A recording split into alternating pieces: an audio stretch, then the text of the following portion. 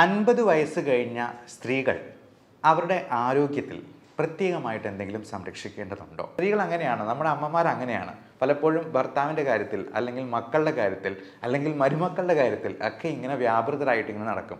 അവരുടെ ആരോഗ്യത്തെക്കുറിച്ച് അവർ മറന്നു പോകുന്നു എന്നുള്ളതാണ് സത്യം. അമ്മമാരോട് എനിക്ക് പറയാനുള്ള ഒരു റിക്വസ്റ്റ് ഇതാണ്.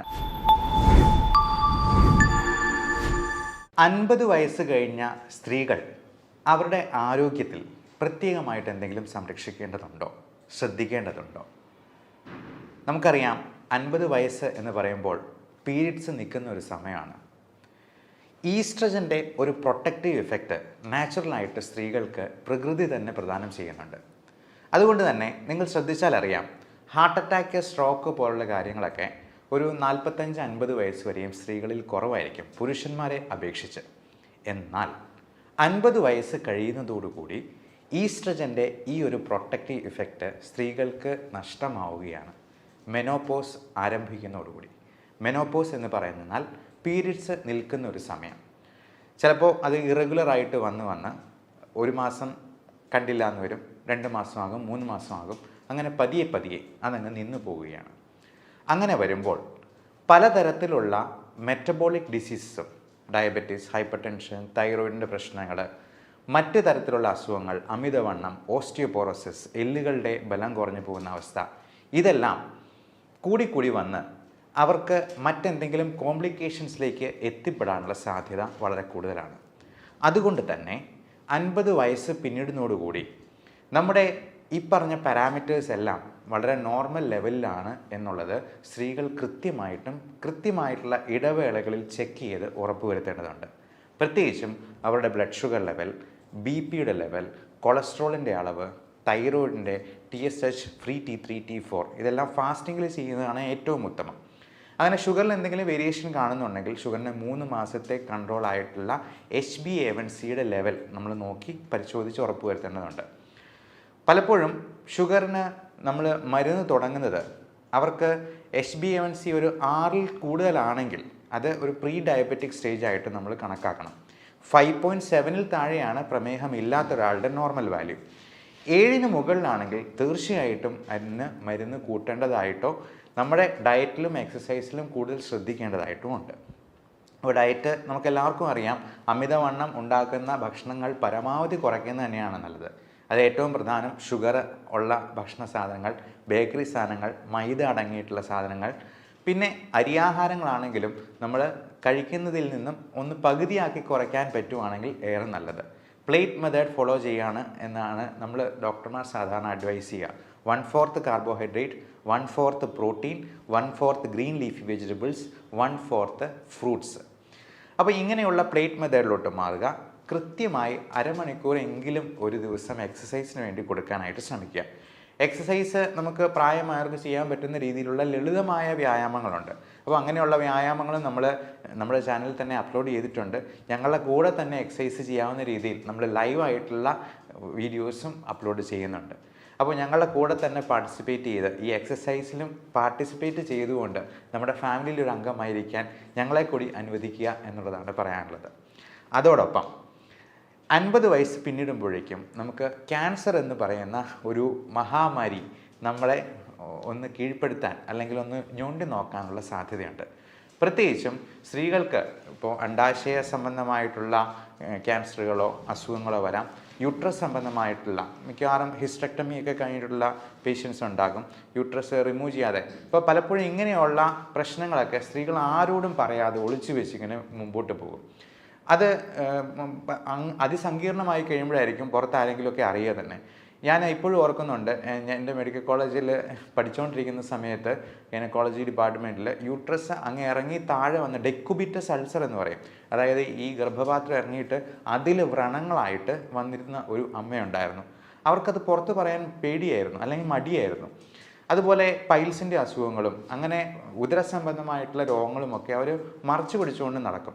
അങ്ങനെ ഒരു കാരണവശാലും ചെയ്യാൻ പാടില്ല. നമുക്ക് പ്രായമായിട്ടുള്ള സ്ത്രീകൾ, അമ്മമാർ വീട്ടിലുണ്ടെന്നുണ്ടെങ്കിൽ അവരോട് ഇടയ്ക്കൊക്കെ ഇങ്ങനെയുള്ള കാര്യങ്ങളുണ്ടോ എന്നുള്ളത് ചോദിക്കാം. അതുപോലെ തന്നെ ബ്രസ്റ്റിൻ്റെ എന്തെങ്കിലും നൊഡ്യൂൾസോ ലംസോ ഒക്കെ ആയിട്ടുണ്ടെന്നുണ്ടെങ്കിൽ ഒട്ടും മടിക്കാതെ തന്നെ നിങ്ങളുടെ ഭർത്താവിനോടോ മക്കളോടോ ആരോടെങ്കിലും ഈ കാര്യങ്ങളൊന്ന് തുറന്ന് പറയാനായിട്ട് ശ്രദ്ധിക്കുക. അതോടൊപ്പം നമുക്ക് ഈ മെനോപോസിനോട് അനുബന്ധിച്ചിട്ടുള്ള ഒരുപാട് മൂഡ് സ്വിങ്സ്, ഇമോഷണൽ ഡിസ്റ്റർബൻസസ് വളരെ വളരെ കോമൺ ആണ്. കഴിഞ്ഞ വെള്ളിയാഴ്ച എൻ്റെ അടുത്ത് വന്ന ഒരു അമ്മയ്ക്ക് ഭർത്താവിനെ പറ്റി ഒരുപാട് പരാതികളാണ്. പുള്ളി പുകവലിക്കും, മദ്യപിക്കും, വേറെ എന്താണ്ടോ ഹാൻഡ്സ് പോലത്തെ സാധനങ്ങൾ ഉപയോഗിക്കും. രണ്ടുപേരും ഗവൺമെൻറ് സർവൻസ് ആയിരുന്നു. ഭർത്താവ് റിട്ടയർ ചെയ്യാൻ പോകുന്നു, അമ്മ ഇപ്പോഴും വർക്ക് ചെയ്യുന്നുണ്ട്. ഇത് ഈ ഭർത്താവിൻ്റെ കാര്യങ്ങൾ ഇങ്ങനെ പറഞ്ഞ് സ്ത്രീകൾ അങ്ങനെയാണ്, നമ്മുടെ അമ്മമാർ അങ്ങനെയാണ്. പലപ്പോഴും ഭർത്താവിൻ്റെ കാര്യത്തിൽ, അല്ലെങ്കിൽ മക്കളുടെ കാര്യത്തിൽ, അല്ലെങ്കിൽ മരുമക്കളുടെ കാര്യത്തിൽ ഒക്കെ ഇങ്ങനെ വ്യാപൃതരായിട്ട് ഇങ്ങനെ നടക്കും. അവരുടെ ആരോഗ്യത്തെക്കുറിച്ച് അവർ മറന്നു പോകുന്നു എന്നുള്ളതാണ് സത്യം. അപ്പോൾ അമ്മമാരോട് എനിക്ക് പറയാനുള്ള ഒരു റിക്വസ്റ്റ് ഇതാണ്: ഇനി 50 വയസ്സ് പിന്നിട്ടെന്നാൽ നമ്മൾ ബാക്കിയുള്ളവരുടെ കാര്യത്തിൽ ഇടപെടുന്നതും അവരെ ശകാരിക്കുന്നതും അവരെ നേർവഴിക്ക് നയിക്കുന്നതിനും പകരം നമ്മുടെ കാര്യങ്ങൾ കൂടുതലായിട്ട് ശ്രദ്ധിക്കാനായിട്ട് നോക്കുക. നമ്മുടെ സന്തോഷം, നമ്മുടെ ആരോഗ്യം അത് നമ്മുടെ കൈകളിൽ മാത്രമാണ് എന്നുള്ള കാര്യം ഇടയ്ക്കിടയ്ക്ക് ഓർമ്മിപ്പിക്കുന്നത് നന്നായിരിക്കും. ഇപ്പോൾ എൻ്റെ അമ്മയാണെന്നുണ്ടെങ്കിലും ഡയബറ്റിക് രോഗിയാണ്. പല കാര്യങ്ങളിലും നമ്മളെ ഇങ്ങനെ അകാരണമായിട്ട് അവരുടെ സ്നേഹം കൂടുതൽ കൊണ്ട് നമ്മളെ ഇങ്ങനെ ഇൻവോൾവ് ആക്കുമ്പോഴത്തേക്കും ഞാൻ തന്നെ ഇടയ്ക്ക് പറയും, ഗ്ലൂക്കോമീറ്റർ വെച്ചിട്ട് ഒന്ന് ഷുഗർ നോക്കി കാണിച്ചുകൊണ്ട് വന്നേ, BP ഇപ്പം തന്നെ ഒന്ന് നോക്കട്ടെ എന്ന് പറയുമ്പോഴത്തേക്കും അന്നേരമാണ് അവരുടെ ആരോഗ്യത്തെപ്പറ്റി അവർ തന്നെ വിചാരിക്കുന്നത് അല്ലെങ്കിൽ ചിന്തിക്കുന്നത് എന്നുള്ളതാണ് സത്യം. അപ്പോൾ ഇത്തരത്തിലുള്ള കാര്യങ്ങളിൽ നമ്മൾ തന്നെ പ്രത്യേക ശ്രദ്ധ പുലർത്തുക. മാത്രമല്ല, നമുക്ക് സന്തോഷമുണ്ടാക്കുന്നത് എന്താണ് എന്നുള്ളത് സ്വയം മനസ്സിനോട് ചോദിച്ചറിഞ്ഞ് ആ കാര്യങ്ങളിൽ വ്യാപൃതരാവാനായിട്ട് പ്രത്യേകം ശ്രദ്ധിക്കുക. ഈ സ്ട്രെസ് മാനേജ്മെൻറ്റ് വളരെ വളരെ വളരെ ഇമ്പോർട്ടൻ്റ് ആയിട്ടുള്ളൊരു കാര്യമാണ്. കാരണം നമ്മുടെ മറ്റു പല അസുഖങ്ങളും ഈ പറയുന്ന സൈക്കോളജിക്കലായിട്ടുള്ള പ്രോബ്ലംസിൽ നിന്ന് വരാം. നമ്മുടെ ഈ സ്ട്രെസ് ഹോർമോൺസ് റിലീസ് ആകുമ്പോൾ തന്നെ നമ്മുടെ ഹൃദയത്തിൻ്റെ ആരോഗ്യത്തെയും ശ്വാസകോശത്തിൻ്റെ ആരോഗ്യത്തെയും, ശ്വാസകോശം നന്നായിട്ട് ഫങ്ഷൻ ചെയ്താലേ നമ്മുടെ ബ്ലഡിൽ ആവശ്യത്തിന് ഓക്സിജൻ ഉണ്ടാകത്തുള്ളൂ. എന്നാലേ അത് ഹൃദയം പമ്പ് ചെയ്ത് എല്ലാ കോശങ്ങളിലേക്കും എത്തിക്കത്തുള്ളൂ. അതുപോലെ തലച്ചോറിൻ്റെ ആരോഗ്യത്തെയും എല്ലാം ബാധിക്കും. ഞാൻ കഴിഞ്ഞ ദിവസം വന്ന ആ അമ്മയുടെ കാര്യത്തിൽ അമ്മയ്ക്ക് ഉറക്കമില്ലാണ്ട് പോയിരിക്കുകയാണ്. എന്നാൽ ഇതിന് ഒരു ട്രീറ്റ്മെൻറ്റ് എടുക്കാനായിട്ട് അമ്മയ്ക്ക് തന്നെ മടിയാണ്. എന്നിട്ട് അമ്മയുടെ ആങ്ങളയുടെ പേരിലാണ് എനിക്ക് ഫയൽ എടുത്തുകൊണ്ട് വന്നതാണ് എന്നുള്ളതാണ് ഏറ്റവും രസകരമായിട്ടുള്ള കാര്യം. അപ്പോൾ ഈ ആങ്ങളെ നിർബന്ധിച്ച് പറഞ്ഞാണ് എൻ്റെ അടുത്തേക്ക് കൂട്ടിക്കൊണ്ട് വന്നത്. അപ്പോൾ അമ്മയോട് ഞാൻ ഒരു അരമണിക്കൂറോളം, ഒത്തിരി ദൂരത്തുനിന്ന് വന്നതാണ്, നമുക്ക് ഒരുപാട് ദൂരത്തുനിന്ന് 3-4 മണിക്കൂറൊക്കെ ട്രാവൽ ചെയ്ത് വരുന്ന പേഷ്യൻസ് ഉണ്ട്. അപ്പം നമ്മൾ അരമണിക്കൂറെങ്കിലും അവരോട് സംസാരിക്കാനായിട്ട് സമയം കണ്ടെത്താറുണ്ട്, എത്ര തിരക്കുണ്ടെങ്കിലും. അപ്പോൾ അങ്ങനെ ഈ അമ്മയോട് സംസാരിച്ചപ്പോഴാണ് ഈ പറഞ്ഞ കാര്യങ്ങളെല്ലാം. എന്നിട്ട് ഇത് പറഞ്ഞു വരുമ്പോഴത്തേക്കും അപ്പം ഞാൻ ചോദിച്ചു, എന്തായാലും ഈ ഭർത്താവിന് ഒരുപാട് പ്രശ്നങ്ങളുണ്ട്. ഒന്ന് അറ്റാക്ക് കഴിഞ്ഞിട്ടുള്ളതാണ്, അദ്ദേഹത്തിൻ്റെ പമ്പിങ് വളരെ കുറവാണ്, കിഡ്നിയുടെ ക്രിയാറ്റിനിൻ്റെ അളവ് കൂടി വരുന്നുണ്ട്. അപ്പോൾ ഞാൻ അമ്മയോട് പറഞ്ഞു, എന്തായിരുന്നാലും ഭർത്താവിന് ഒരു ദിവസം മരണം സംഭവിക്കും, അമ്മയ്ക്കും മരണം സംഭവിക്കും. ഈ പറഞ്ഞ പരാതികളെല്ലാം ഉന്നയിച്ചിട്ട് അവസാനം അമ്മയ്ക്കായിരിക്കും ആദ്യം അസുഖം വന്ന് മരണം സംഭവിക്കും. നമുക്ക് പറയാൻ പറ്റില്ല. നമ്മുടെ കാര്യത്തിൽ നമ്മൾ ശ്രദ്ധ പുലർത്തിയില്ലെങ്കിൽ നമ്മുടെ ആരോഗ്യം നഷ്ടമാവുന്നത് നമ്മൾ പോലും അറിയില്ല എന്നുള്ളതാണ്. അപ്പോൾ അമ്മയോട് പറഞ്ഞത് ഇപ്പോഴത്തേക്കും പറഞ്ഞു, എൻ്റെ ജീവിതം പോയി വന്നെങ്കിൽ പോയിക്കോട്ടെ, കുഴപ്പമില്ല എന്നുള്ളതാണ്.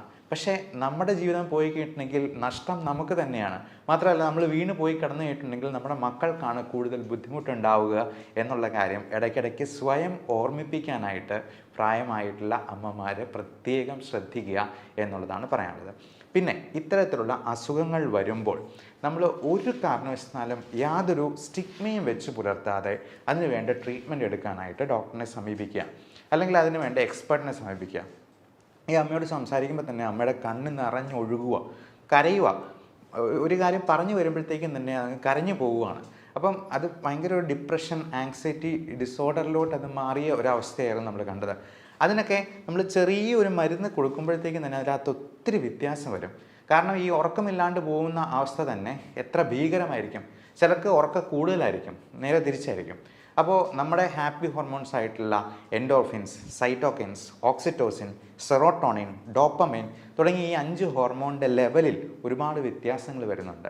ബയോകെമിക്കൽ വേരിയേഷൻസ് നമ്മളതിനെ മെഡിക്കൽ സയൻസിൽ പറയാറുണ്ട്. അപ്പോൾ ഈ വേരിയേഷൻസ് കറക്റ്റ് ചെയ്യാനായിട്ട് നമുക്കതിന് വേണ്ട കാര്യങ്ങളൊക്കെ ചെയ്യണം, അല്ലെങ്കിൽ അതൊരിക്കലും കറക്റ്റ് ചെയ്യാം. ഇപ്പോൾ സോഡിയോ പൊട്ടാസിയോ കുറഞ്ഞു കഴിയുമ്പോഴത്തേക്കും നമ്മൾ ആ സോഡിയം കൊടുക്കുക എന്നുള്ളതാണ് ഏറ്റവും അത്യാവശ്യമായിട്ട് ചെയ്യേണ്ടത്. അല്ല പൊട്ടാസ്യം കൂടിപ്പോയെന്നാൽ ആ പൊട്ടാസ്യത്തെ കുറയ്ക്കാനുള്ള കാര്യങ്ങളാണ് നമ്മൾ കൊടുക്കുക. അപ്പം പൊട്ടാസ്യം കുറയ്ക്കാനായിട്ട് ഒരുപാട് മാർഗ്ഗങ്ങളുണ്ട്. അസ്താലിൻ നെബുലൈസേഷൻ പോലും നമ്മൾ കൊടുക്കാറുണ്ട്. ഇൻസുലിൻ ഇൻഡെക്സ്ട്രോസ്, അത് ഈ ഹൈപ്പർ കലീമിയ പ്രോട്ടോക്കോൾ എന്ന് പറഞ്ഞാൽ ഞങ്ങൾക്ക് ക്രിട്ടിക്കൽ കെയറിൽ പ്രത്യേകമായിട്ടൊരു പ്രോട്ടോക്കോൾ തന്നെയുണ്ട്. അപ്പോൾ പൊട്ടാസ്യം ഒരു 5-6 ഒക്കെ ആയിട്ട് 6ന് മുകളിലായി കഴിയുമ്പോഴത്തേക്കും പേഷ്യൻറ്റിന് ഒരുപാട് പ്രശ്നങ്ങൾ വരും. അപ്പോൾ ഇങ്ങനെയുള്ള വേരിയേഷൻസ് കറക്റ്റ് ചെയ്താൽ മാത്രമേ ഈ അസുഖങ്ങൾ പരിഹരിക്കപ്പെടത്തുള്ളൂ. അതിന് ഒരു മതപുരോഹിതൻ്റെ അടുത്ത് പോയി ഉപദേശിപ്പിച്ചെന്നാലൊന്നും നേരെ ആകില്ല എന്നുള്ള കാര്യം പ്രത്യേകം. ഉപദേശം നടന്നോട്ടെ, കുഴപ്പമില്ല.